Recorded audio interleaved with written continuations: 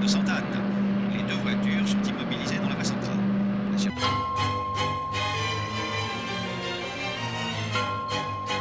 Sa volonté m'apporterait, me semble-t-il, ce qui me faisait défaut, mais elle devint tout de suite agressive. Et oui, Steven Spielberg, il fallait bien qu'il arrive sur la chaîne à un moment donné, celui-ci, et comment se lancer après tout ce qui a été dit, écrit ou mis en vidéo. Mais chacun a son affection pour le bonhomme, et il est évident que moi aussi, le gars m'a cloué au sol plus d'une fois.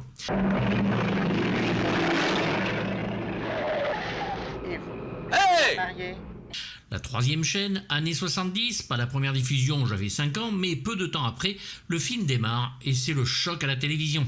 Beaucoup de téléfilms Universal de cette époque avaient ce je ne sais quoi reconnaissable entre tous, photos, musique et j'en passe, mais rien ne m'avait préparé enfant la grande différence avec ce que je regardais d'habitude, une réalisation habitée, un montage au cordeau et une idée du suspense qui ferait date, qui ferait école, venant du maître du suspense lui-même d'ailleurs, Alfred Hitchcock.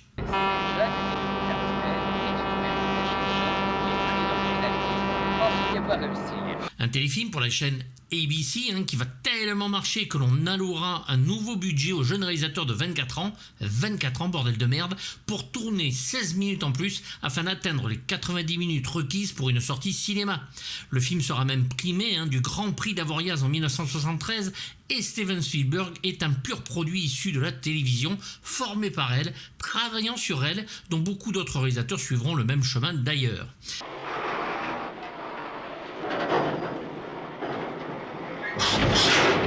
Grand fan de la série de la 4ème dimension de Rod Serling, dont il produira une adaptation cinématographique, il va par cette série remarquer un scénariste et écrivain excellent, Richard Matheson.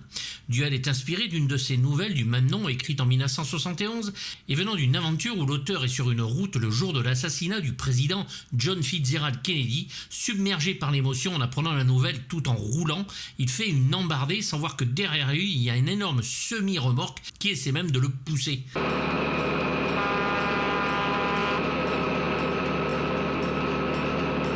Spielberg lit la nouvelle et y trouve de grandes similitudes avec un cinéaste donc qu'il adore, le grand Alfred. C'est son cadrage très appuyé comme un comics, en plus de la partition de Billy Goldenberg et ses violons qui semblent inspirés de Bernard Herrmann comme sur le Psychose du grand Alfred et qui en montrent l'inspiration, mais c'est sur le montage que l'on va voir les similitudes en reprenant la scène de la fameuse douche de Psychose et son surdécoupage qui en est la plus brillante des illustrations, surtout si vous mettez en parallèle la scène où le camion essaie de pousser la voiture sur une voie ferrée alors qu'un train passe.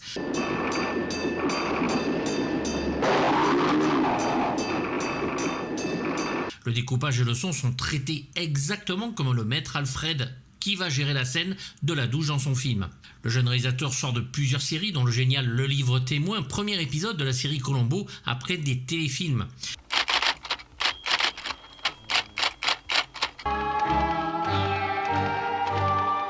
Duel est un des plus célèbres road movies jamais faits, et comme dans le The Hitcher de Robert Armand, le camion sera ici le mal absolu, sans visage, si ce n'est la face de ce camion, un road movie dont Spielberg va casser tous les codes. Oh merde, il est marteau ce type-là. Le film commence tout simplement, un expert en informatique va prendre la route pour un rendez-vous d'affaires et en traversant la Californie et son désert, va être gêné par un camion citerne rouillé crachant une épaisse fumée et va le klaxonner puis le dépasser sur une ligne jaune. Le camion avec son conducteur sans visage va alors le pourchasser dans un duel au soleil, un duel à mort. Seulement 2 protagonistes, les autres personnages n'étant que de passage, dont le camion ressemble à un dinosaure mais avec pour écaille un inflammable sur le côté. Chaque camion que j'ai croisé derrière avec ce mot dessus fera de cette vision une pensée au film. Il est dingue. Et avec à son bord un bras velu, une chemise à carreaux de cow-boy, un jean et des bottes marron, mais jamais de visage.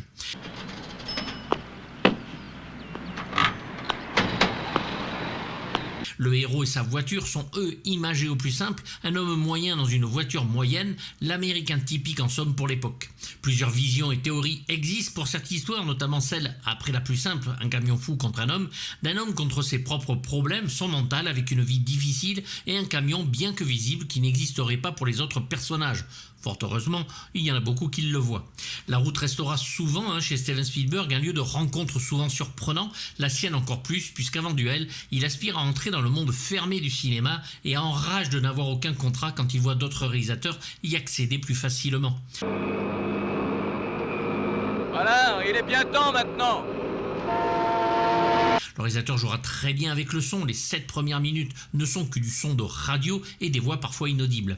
Le film est tourné en décor naturel à une centaine de kilomètres de Los Angeles, proche du désert de Mojave, et le réalisateur va minutieusement préparer le film avec de nombreux storyboards comprenant des centaines de planches réalisées par Ed Vero et George Jensen qui vont collaborer longtemps avec Steven.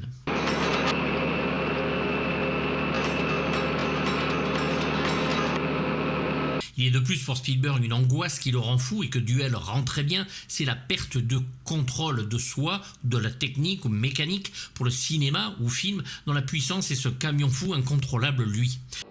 David Mann.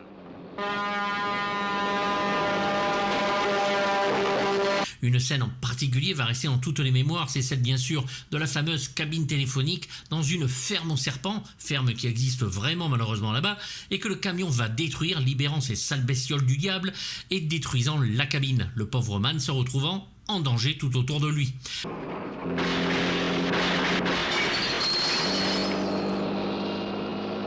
Le film va prendre 2 jours de plus pour le finir, ce qui sera très rare chez le réalisateur et qui essaiera, après cela, de respecter ses budgets le temps imparti pour les tourner. Duel sera terminé 3 semaines avant la diffusion télévisée, le 13 novembre 1971, et va impressionner beaucoup de monde, dont un jeune George Lucas qui ne décollera pas les yeux du film alors qu'il était à une soirée chez Coppola.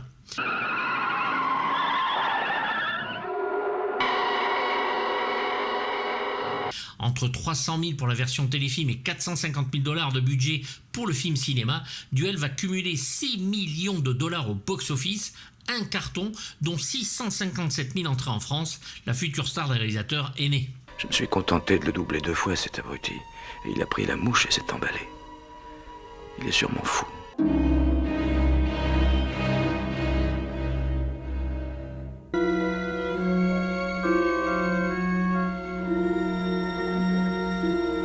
Steven Spielberg a l'accord donc pour tourner Duel, mais se doit de trouver une vedette pour sortir le film au cinéma. Il va envoyer une demande à Gregory Peck, mais l'acteur refuse, et on va lui imposer Dennis Weaver au réalisateur, bien que certaines sources disent qu'il l'a choisi lui-même suite à son rôle du gardien de motel Beg dans le chef-d'œuvre d'Orson Welles, La soif du mal. Dustin Hoffman et David Jensen refusèrent aussi le rôle. Vous croyez que vous avez le droit d'utiliser le camion que vous conduisez comme une arme meurtrière et de tuer les automobilistes sur la route? L'acteur est connu pour la série MacLeod chez Universal, une adaptation du film Un shérif à New York où il y remplace Clint Eastwood, série cool de ma jeunesse comme le Sam Cade avec Glenn Ford.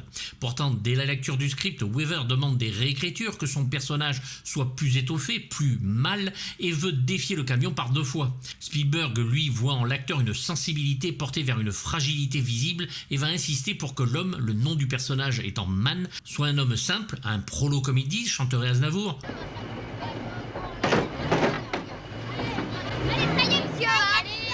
Souvent humilié, Mann perd tous ses défis d'ailleurs contre le camion. Pire, le camion le défie et joue le héros qu'il n'est pas et va secourir un bus scolaire que Mann avait échoué à aider.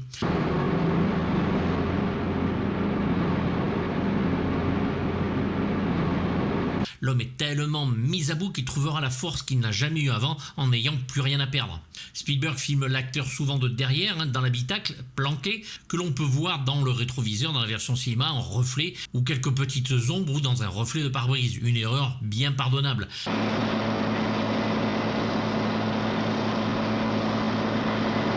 La scène du bus scolaire, de l'attaque de la voie ferrée ou celle du téléphone avec sa femme. Ça veut dire que tu crois que je devrais être tout à fait cessante, courir chez Steve Anderson, le gifler, lui dire ce que je pense et me battre avec lui. Qui lui en veut après une petite dispute de ne pas l'avoir défendu par peur et lâcheté de l'homme, alors qu'un autre homme lors d'une soirée, devant lui, lui faisait des avances trop appuyées, voire même, comme elle dit, essayer de la violer. Enfin, il a essayé de me violer devant tout le monde. Oh, je t'en prie, chérie. Oui, n'en parlons plus. Toutes ces scènes sont des scènes rajoutées pour le cinéma et demanderont à trouver un camion identique. Steven Spielberg désavoue un petit peu aujourd'hui ces scènes plus tard, ne représentant que peu le héros moderne, comme il le montrera dans ses films suivants. Dennis Weaver fera la plupart de ses cascades. Alors plusieurs versions françaises sont faites, et pour Dennis Weaver, ce sera le grand Jean-Claude Michel pour le cinéma. Voilà, donnez-moi un sandwich au fromage, au gruyère, avec du pain de seigle. Éric Collin pour la version télévisée. Oui, voilà, je vais prendre un sandwich fromage, salade et au pain de seigle. Et Hervé Bellon dans l'édition remasterisée DVD et démontre les problèmes de traduction parfois. Oui, tiens, un cheeseburger, c'est ça. Je veux juste un cheeseburger. C'est très bien, j'adore le fromage. Et oubliera sur la version DVD le son du dinosaure quand le camion s'écrase dans la falaise.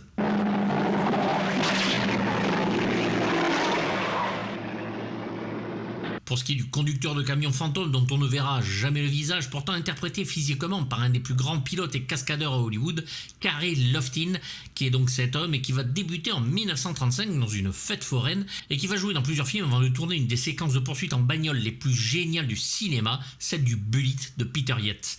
Puis ce sera Point Limite Zéro de Sarafian, French Connection de Friedkin, Le Canardeur de Cimino ou Sugarland Express, à nouveau de Spielberg.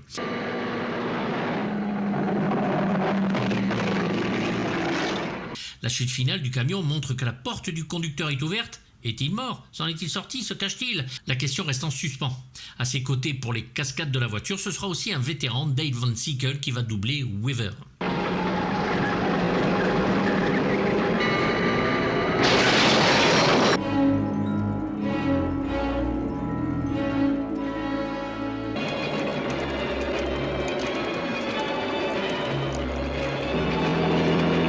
Goldenberg travaille chez Universal sur de nombreuses séries et téléfilms, dont de parfaits Columbo.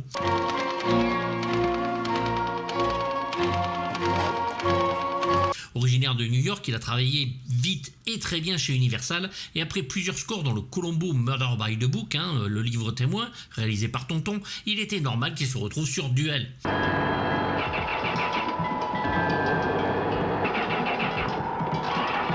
Un challenge pour le compositeur puisqu'il n'a que peu de jours pour écrire la musique, sans en plus avoir la possibilité de voir la moindre trace de montage du film.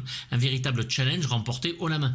Le musicien sera quand même invité par le réalisateur à voir les décors naturels, le tournage, pour lui donner une idée si minuscule soit-elle, et il aura la possibilité de rentrer dans le camion et de le conduire. Avec un orchestre de 39 musiciens, ce seront cordes, harpe, clavier, guitare et bien sûr des percussions étonnantes dont Émile Richard donnera ce son étrange et exotique.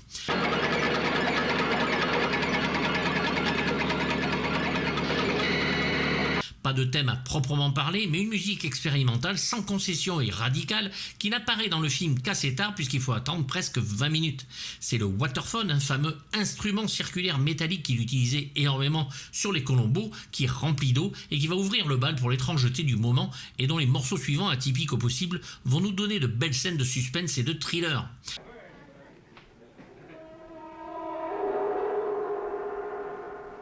Bien sûr, l'on ne peut que penser, comme je l'ai dit, aux Psychoses de Bernard Herrmann, où les cordes y sont maniées ici de manière tout aussi brutale, comme dans le morceau Truck Waiting.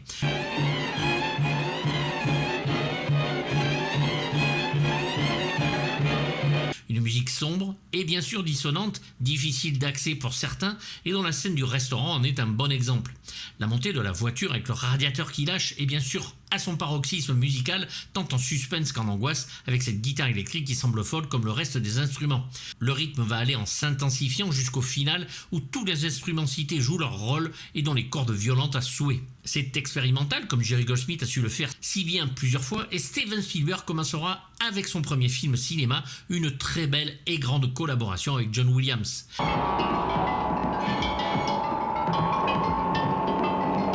Billy Goldenberg, avec le peu d'argent et de temps imparti, réussit ce que peu de gens auraient fait et illustre cette histoire magnifiquement bien où l'originalité prime et que nous aurons le plaisir de découvrir avec le label Intrada en 2015, plus de 40 ans après. Parfois, il faut être patient. On croit qu'on va conduire sur une route sans que quelqu'un cherche à vous assassiner. Et brusquement, cette chose stupide se produit.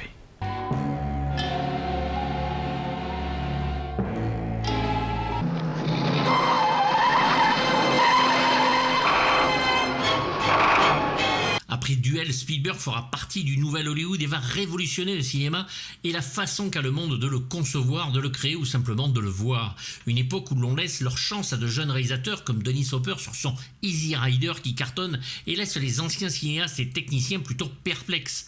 Même les studios ne savent plus trop quoi sortir ni quel genre de film, un entre-deux qui va servir les spectateurs puisque la création et la prise de risque sera bouleversée à son maximum pendant de longues années.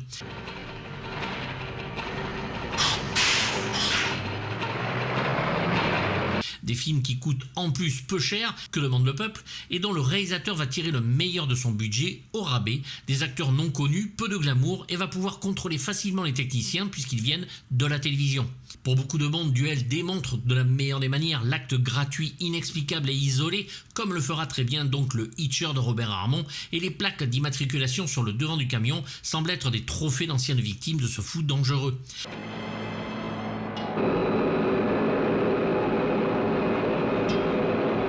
Après Duel, beaucoup le veulent pour un film cinéma, mais Universal se le garde et l'oblige à travailler sur un autre téléfilm, Chantage à Washington, aux grandes dames de Tonton Steve.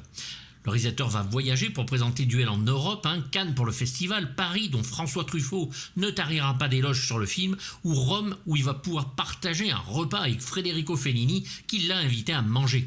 Un téléfilm tourné en 16 jours, scène en plus comprise, qui devient le film de l'année en Europe, c'est rare et le futur prouvera que ce ne sera pas un moment unique. Un film brut de pomme et fantastique, du moins une façon de le filmer, par une ambiguïté maîtrisée et qui va tourner le film avec 2 caméras, voire 4 sur certaines séquences, ce qui permet un montage très rythmé et surtout la possibilité de changer de plan et d'en garder le meilleur.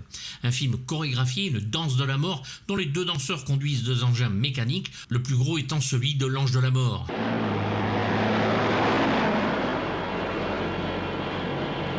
Cette mort mécanique qui aura le son d'un animal mourant,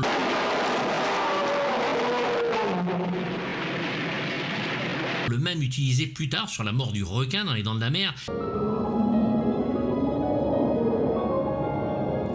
Mais ici sans explosion, brisant les conventions et un Dennis Weaver comme le Roy Scheider des Dents de la Mer qui va devenir hystérique avant de s'affaisser au sol, la normalité lui revenant en pleine face, une possible folie aussi.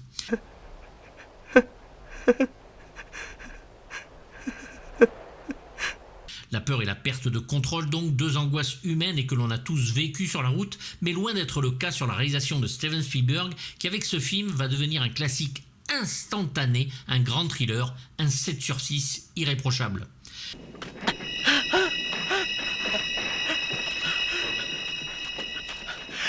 N'hésitez pas à me faire part de vos avis dans les commentaires, j'y répondrai comme d'habitude, même négatif si c'est écrit poliment. Vous pouvez vous abonner à la chaîne Patreon qui vous permet d'avoir les vidéos en avance, sans censure ni pub, et avec live et vidéos inédites. La boutique est ouverte avec mug, t-shirt, sweat, tablier de cuisine, bref plein de choses, mais pas encore le camion. Vous avez le lien dans la description. Pensez à vous abonner, c'est gratuit, ça fait plaisir, mettez un pouce et activez la petite cloche.